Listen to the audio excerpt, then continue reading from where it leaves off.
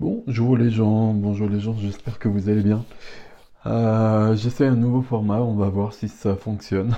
J'espère que vous allez voir à peu près toutes les cartes, c'est un peu le but du jeu, que vous voyez mieux les cartes d'ailleurs. Donc la guidance pour la semaine du 6 au 12 mai 2024, et avec une nouvelle lune, hein. Donc de toute façon une semaine sur deux, on a une pleine lune ou une nouvelle lune. Et sur cette semaine, on a donc le 8 mai une nouvelle lune en taureau, du bien terrien, du bien concret. On va voir ce que ça nous donne ici. Ça va nous permettre de passer à autre chose. C'est plutôt intéressant à mon avis. Ok, allez, on y va. On va prendre d'ailleurs une première carte ici pour cette nouvelle lune. Une carte ou plusieurs peut-être quand même. Et je prends ça avec l'oracle du messager. Pour la nouvelle lune du 8 mai, s'il vous plaît. Deux cartes. Alors la première carte nous demande de lâcher prise, de laisser partir. Sur une deuxième carte quand même, s'il vous plaît. Hop. Et ça je remets. Voilà. On va mettre ça à côté. Je fais du bruit, pardon. Alors qu'est-ce qu'on a ici?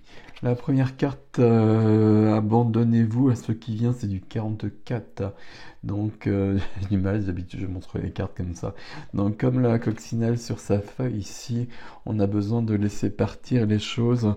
On a fait tous les efforts nécessaires pour régler, pour faire avancer notre vie, etc. Peu importe la situation dans laquelle on est.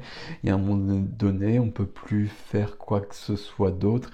Et puis on s'en remet à plus grand que soi, selon les croyances que l'on a. Avec ici, et d'ailleurs c'est assez paradoxal les deux en même temps, j'avais pas vu. Ici du 44 et du 11, donc deux maîtres nombres. Ici, on lâche prise et intégrer le masculin ici. Intégrer le masculin, ça me fait penser vraiment aux soins qu'on a fait récemment, le soin collectif, d'intégrer les lignées masculines et dans une belle énergie d'harmonie. Ici on lâche prise, mais ici on passe à l'action. Donc il y a presque un paradoxe entre les deux. Et il faut être subtil sur ce que je peux faire, euh, et puis où je peux plus agir et où je laisse partir justement, quelque chose de cet ordre-là. Ok, énergie de la semaine. Il y a quelque chose qui fait du bruit, peut-être que c'est mal fixé, j'espère que vous n'entendez pas trop. Énergie de la semaine avec les forces de l'esprit, hein. Alors ça c'est un jeu que je prends presque toutes les semaines maintenant parce que j'en ai vraiment besoin. Ok, on va prendre deux aussi. Je sais pas pourquoi on est sur deux aujourd'hui. Et je vois qu'il y a des cartes qui commencent à être un peu abîmées.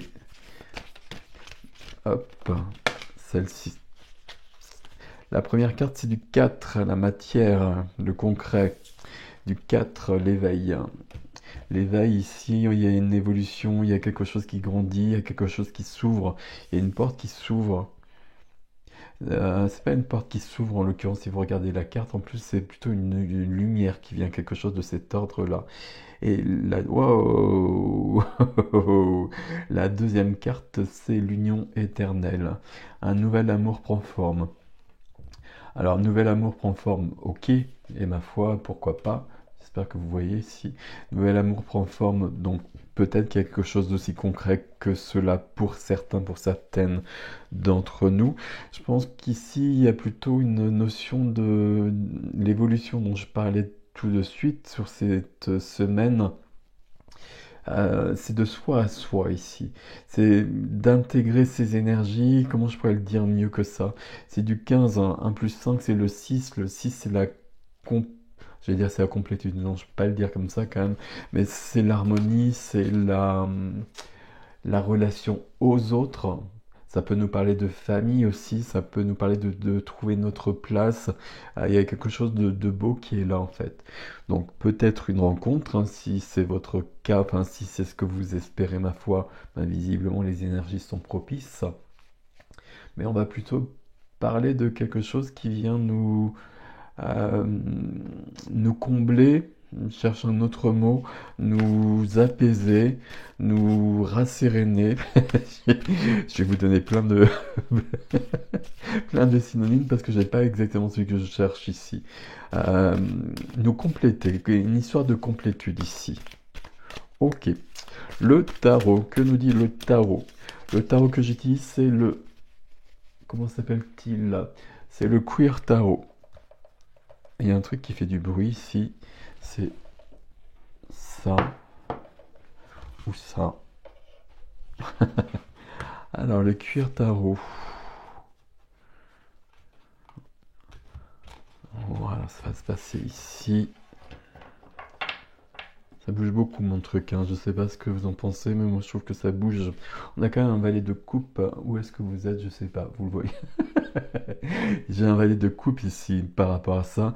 Valet de coupe, c'est le cœur, c'est un commencement au niveau du cœur. Euh, Il y a une porte qui s'ouvre. Ça peut être une rencontre, ça peut être une... Il y a une idée de réconciliation avec soi aussi, quelque chose de cet ordre-là. Ok. Allez, on va prendre trois cartes, si j'arrive à les prendre.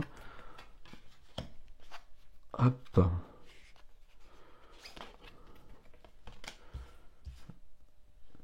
Waouh. Et...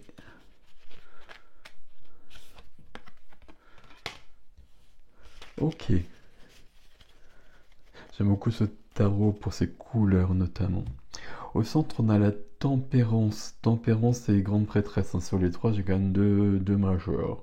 Ok. Tempérance, équilibre, guérison. Il y a plutôt une histoire de guérison ici, à mon avis. Et la guérison de quelque chose qui nous amène à cette union. Mais à mon avis, c'est plutôt une union en soi. Et puis, il y a une union en soi qu'on trouve ici. Là, l'équilibre entre deux choses. Donc là, le plus, le moins. Vous savez comment je fonctionne avec mes trois cartes comme d'habitude, hein. Ici, j'ai la grande prêtresse. La grande prêtresse qui va nous parler de tout ce qui est subtil. On va le dire aussi simplement que ça aujourd'hui. Subtil, tout ce qui peut être caché, tout ce qui peut être mystérieux. Quand la grande prêtresse est là, c'est qu'elle est prête à nous dévoiler des secrets, à nous révéler des choses qui sont liées au monde peut-être, mais des choses qui sont surtout liées à nous-mêmes.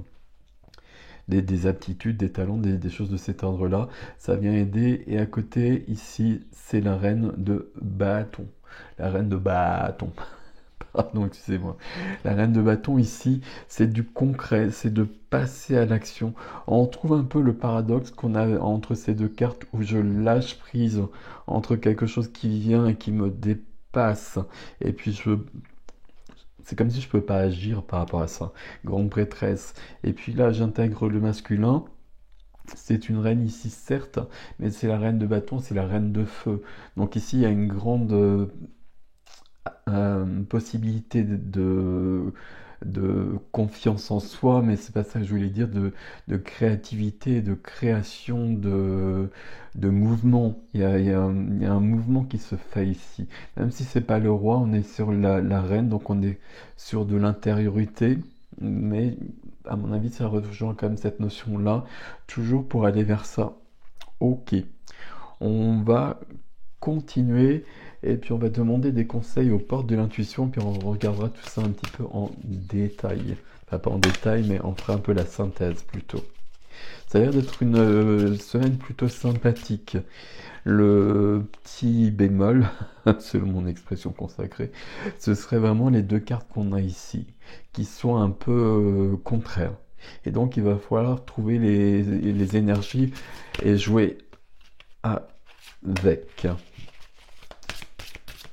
Entre ce qu'on laisse où je ne passe pas à l'action, où je laisse partir les choses, où je lâche prise, où je remets ça à plus grand que moi, et puis les actions que j'ai besoin de poser dans le concret. Et toujours le but étant ici, hop, le but est toujours étant ici d'être dans une complétude, d'être dans le 6. C'est une semaine 6 ici. Alors je sais pas, j'ai pas calculé, hein. Genre, je regarde pas la numérologie comme cela, mais il y a quelque chose de cet ordre-là. Qu'est-ce qu'on a ici? La loi d'attraction. La loi d'attraction, vous attirez à vous tout ce qui vous arrive dans la vie. Avec lucidité, voyez la puissance de cette force. Je vous le montre bien, je sais pas, oui, je pense. La loi d'attraction, c'est une loi importante. Il y a notre ami David Mogiel qui a fait tout un bouquin là-dessus qui est très très bien, avec des exercices pour justement maîtriser cette loi d'attraction, parce que ça demande justement des subtilités. La grande subtilité pour moi avec la loi d'attraction, c'est qu'est-ce qui vous attire à vous tout ce qui vous arrive dans la vie avec lucidité, voyez la puissance de cette force, mais pour que ça vienne, ce que l'on veut, il ne faut pas simplement le vouloir, il faut surtout le vibrer. Et pour moi, c'est là que ça se passe. Alors, qu'est-ce que l'on a ici? On a la carte des mots. Le succès va dépendre d'un état d'esprit. Confiance en soi ici. Et besoin de se dépasser. Intégrer le masculin ici. On est appelé à aller plus loin. euh, aller plus loin, mais à se dépasser, on va le dire comme ça. Le succès va dépendre d'un état d'esprit positif et de l'emploi de certains mots que vous utilisez, pardon. Et donc forcément pour la loi d'attraction, les mots sont importants aussi. Les mots doivent être assertifs, les mots doivent être clairs et concrets et précis et souvent, moi, je demande pas, moi, j'exige. Voilà, ça choque souvent pas mal de personnes, mais il y a quand même cette notion où euh, il y a cette relation au monde qui me paraît plus saine. Ok. La deuxième carte, la force de conviction. Votre foi et votre force de conviction ont besoin de s'enraciner au plus profond de vous et tout devient possible. Vous voyez qu'on a toujours le même message qui revient quand même, hein. Il y a quelque chose de cet ordre-là qui est important ici, qui est beaucoup dans la reine de bâton, qui est dans la position freinée quand même. Donc on a vraiment besoin de se faire confiance. Et puis la reine de bâton, vous savez, c'est ce personnage qui ose tout et qui se pose pas de questions, ou si elle se pose des questions, en tout cas, il ou elle évidemment, elle va pas ça va pas l'empêcher de d'agir, ça va pas l'empêcher de faire ce qu'elle veut, et plutôt même d'être qui elle veut. Elle va dépasser ça.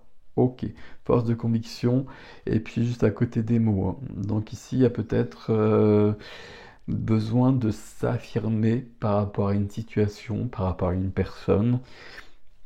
S'affirmer pas dans une notion de conflit, mais plutôt dans la notion de dire qui je suis, ce que je veux, pour aller plus loin et pour trouver ça ici. Désirer changer ici, hein. Ok. Et puis la dernière carte ici, c'est la clé. Tout peut arriver dès que vous êtes conscient de vos potentialités. Potentialités ici, c'est très important sur cette semaine. Il y a des potentialités qui s'ouvrent justement. Là, on a la clé, mais là, dans cette semaine, il y a des portes qui s'ouvrent. On nous donne la clé, il faut avoir le courage d'ouvrir la porte. Et je pense que le mot courage, en l'occurrence, il est assez adapté par rapport à ça. Ok, c'est une jolie semaine en tout cas par rapport à tout ça. On verra, en tout cas, vous me direz, vous me laisserez des commentaires par rapport à tout ça, comment vous le ressentez après les dernières semaines qui ont été un peu turbulentes, n'est-il pas? Mais cette nouvelle lune en taureau, on est vraiment sur le taureau, c'est gouverné par Vénus. Donc il y a bien cette notion de désir aussi qui est présente, qu'on voit un peu partout là. On veut être dans la vie, on veut être dans le concret, on veut être dans la chair aussi, hein, mais il y a vraiment quelque chose de beau ici à prendre. À prendre, à faire et à créer aussi. Prenez ce qui est à vous là-dedans, bien évidemment. Je vous laisse avec ceci. Merci pour vos likes, vos commentaires et vos abonnements. Vous savez que c'est important pour moi. Et je vous dis à bientôt.